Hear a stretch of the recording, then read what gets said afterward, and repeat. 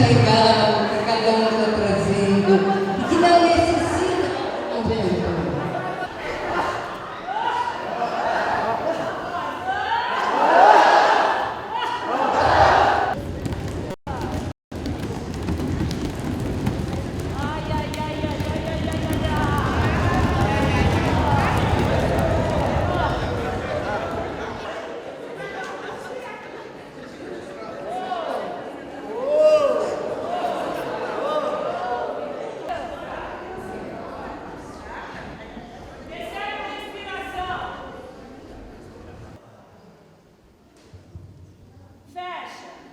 Vamos abrir essa janela da alma hoje para a nossa atividade.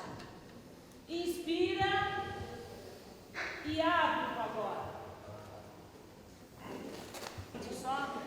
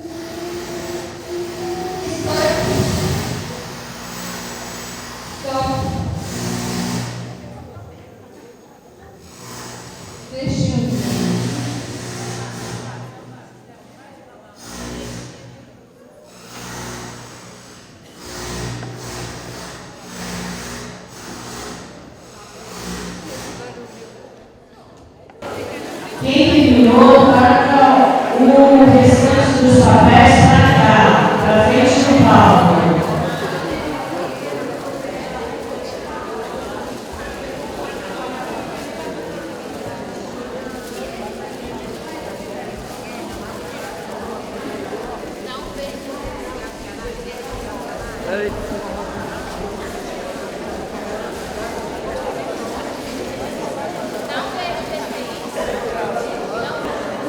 grupos, compartilhar.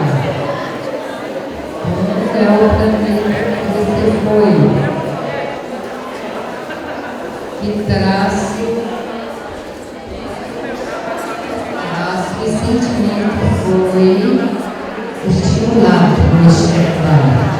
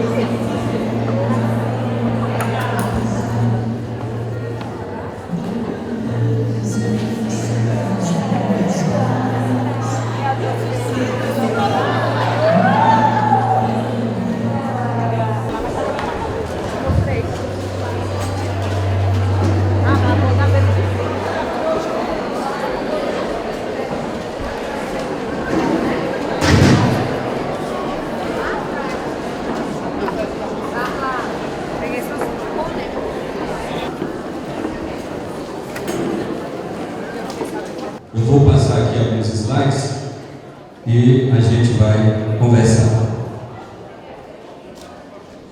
Bem, a nossa abordagem tem a ver, então, com a chamada pesquisa em educação e a praxis. Tá? São dois grandes campos de conhecimento. A pesquisa em educação, ela tem a sua ou as suas vertentes. Tem a vertente, por exemplo, do positivismo, tem a vertente do estruturalismo, tem a vertente do materialismo histórico dialético e tem a vertente da fenomenologia. Só para vocês terem ideia da dimensão que é o campo da pesquisa em educação. Quando eu estou falando dessas epistemologias, eu já estou sinalizando que tipo de abordagem é possível de se fazer na pesquisa. Vou repetir: positivismo, estruturalismo, fenomenologia e materialismo histórico dialético. Vocês vão perceber qual é a nossa abordagem. Qual é a abordagem que está inserida nessa perspectiva do curso? A própria palavra seguinte, que é praxis, já demonstra qual é a abordagem. Alguém já captou? Qual é? Materialismo histórico dialético, porque a praxis, ela é inerente à concepção do materialismo histórico dialético. Não existe, indo na gênese do materialismo histórico dialético, a existência dele sem a praxis. Nós vamos conversar um pouco sobre ela e depois sobre pesquisa. Olha só, então ela vem da mitologia grega. Significa, na mitologia grega, um ponto crucial, a ação orgasmo. O executar. Para nós está muito ligado ao labor, enfim, a forma de fazer, a maneira, a produção. Então isso é a poiesis.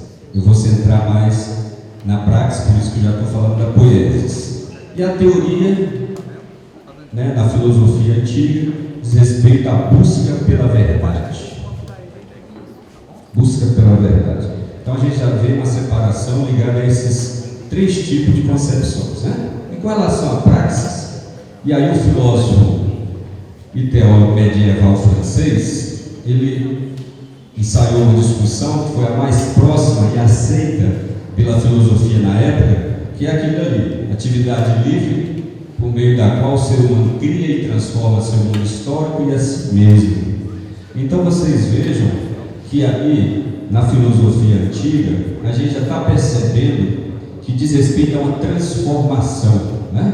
Uma transformação não só de si, como do mundo. Quer dizer, essa transformação primeiro se dá dentro de um caráter íntimo, né? De um caráter, portanto, subjetivo, para depois se transformar num caráter objetivo.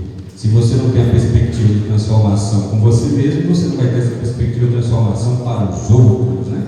Mais ou menos essa a abordagem da filosofia, então,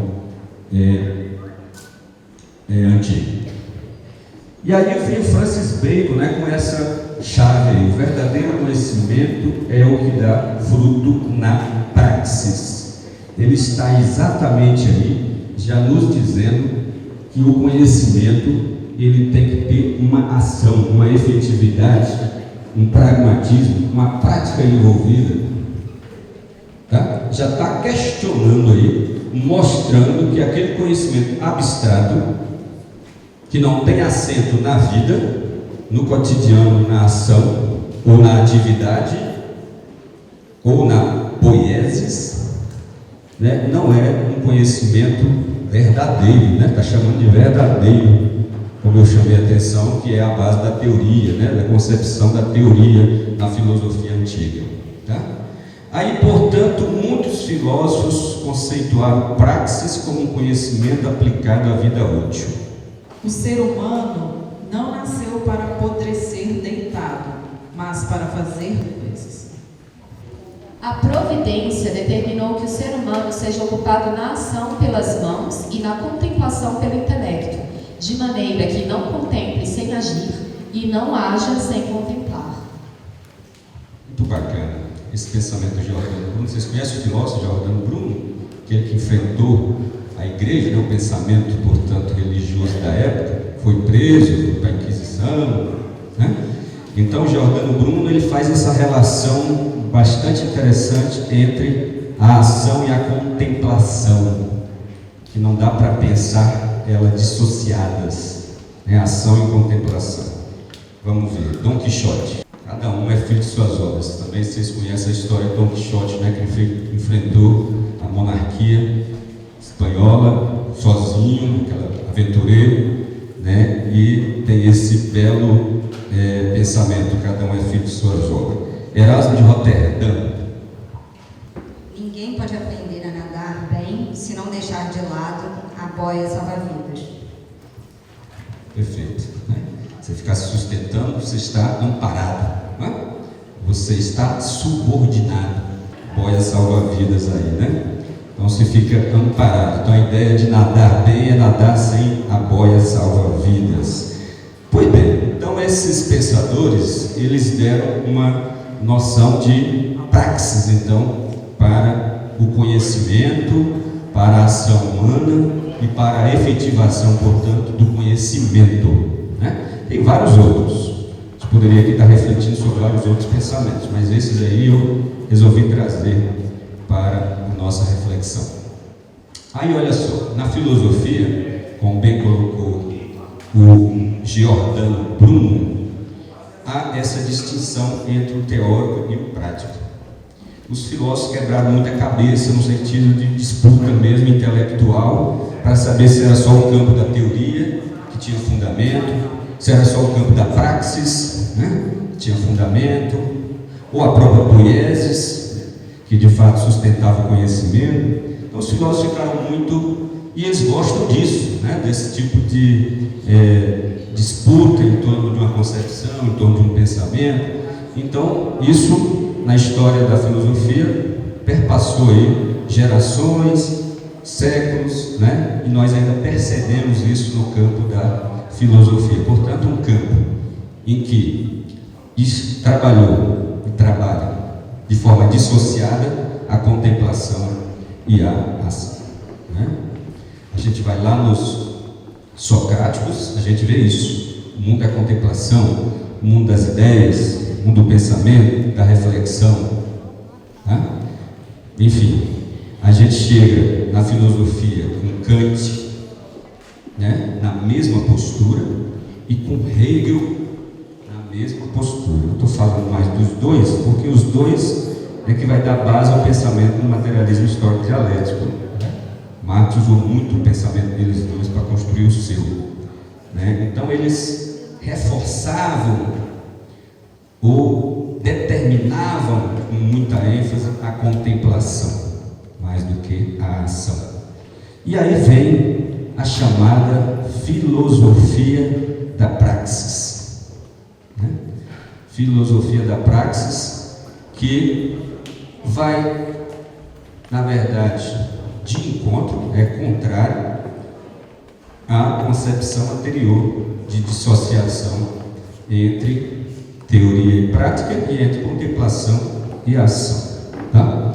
E aí, as famosas teses sobre Feuerbach.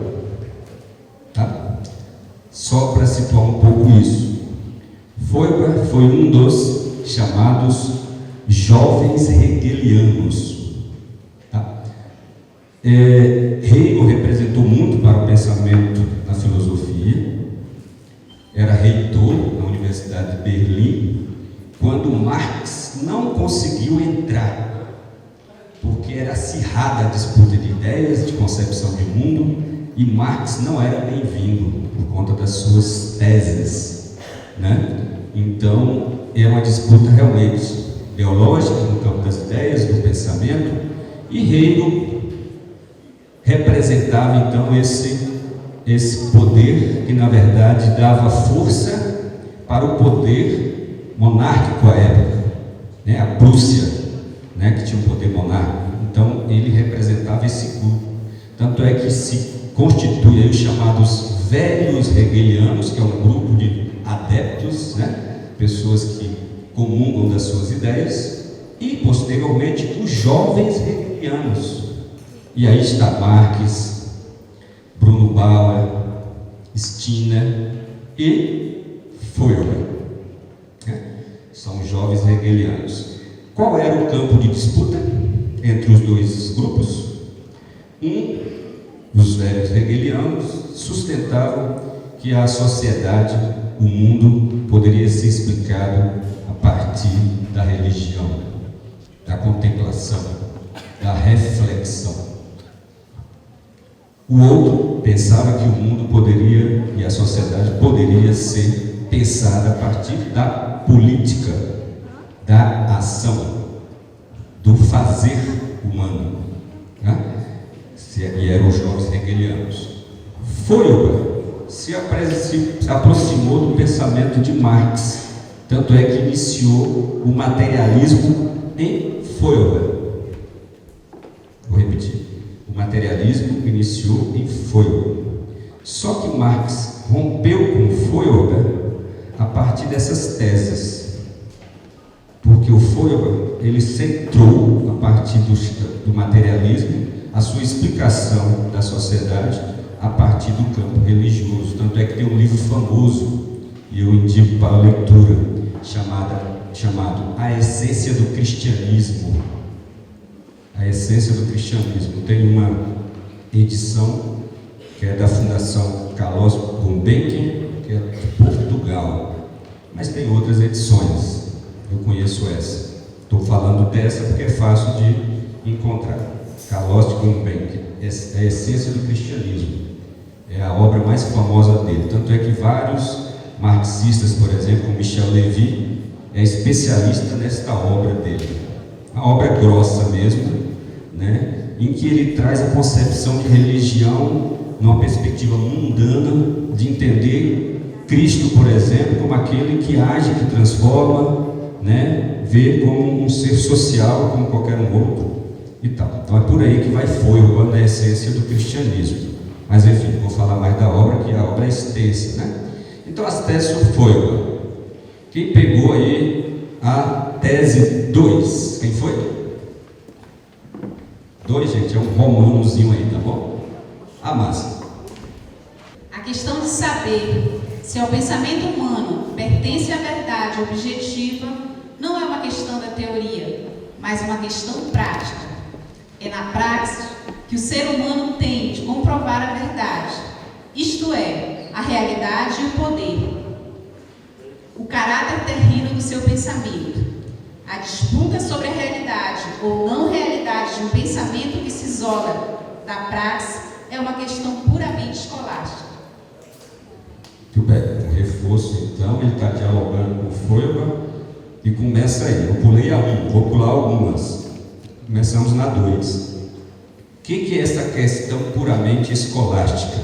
Escolástica é um pensamento dentro da filosofia, uma escola, né, de pensamento dentro da filosofia forte, né, da idade medieval, que buscava explicação no cristianismo, na religião, né? Dom Tomás de Aquino, uma série de representantes, né, foram por esse pensamento da escolástica.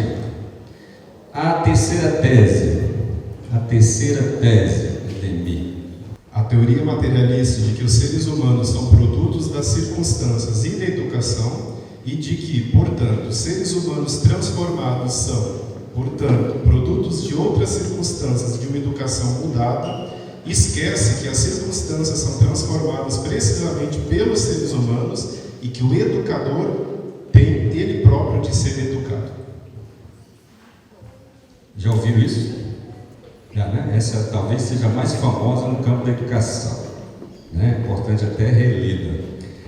A teoria materialista de que os seres humanos são produto das circunstâncias e da educação, de âmbito geral, claro, né? Educação aqui, e de que, portanto, seres humanos transformados são, portanto, produto de outras circunstâncias e de uma educação mudada, esquece que as circunstâncias são transformadas precisamente pelos seres humanos e que o educador tem ele próprio de ser educado.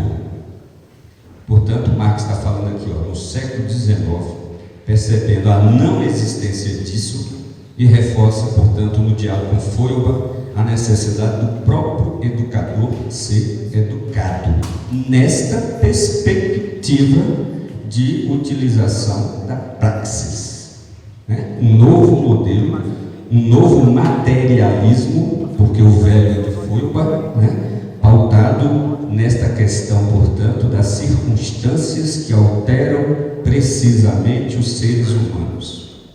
Tudo bem? Aliás, a vida social é essencialmente prática. Todos os mistérios que seduzem a teoria para o misticismo encontram sua solução racional na prática humana e no compreender desta prática, é claro. Aí, pelo entendimento do que seja a praxis, é na verdade uma ação, mas uma ação refletida, entender que prática, aliás, que prática, né, é essa, né? Eu acho que agora é a 9. É a 9.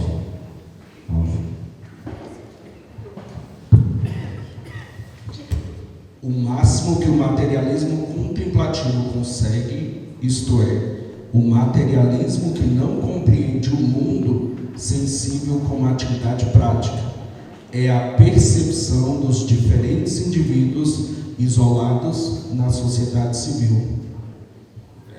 Mais um diálogo dele com Feuerbach, mostrando que o materialismo dele, chamado materialismo contemplativo, é aquele que vê as pessoas isoladamente na sociedade civil, né? Então enxerga elas numa perspectiva, portanto, de relação com o mundo sensível de forma isolada, né? Essa é a tese número 9. Tese número 10. O ponto de vista do antigo materialismo é a sociedade civil. O ponto de vista do novo materialismo é a sociedade humana, ou a humanidade socializada. Reforça a tese número 9, perceberam? Sociedade civil, portanto, ligada ao antigo materialismo, e a sociedade socializada ao novo materialismo. A mais famosa das teses, a 11, cadê? Até agora, os filósofos se preocuparam em interpretar o mundo de várias formas, o que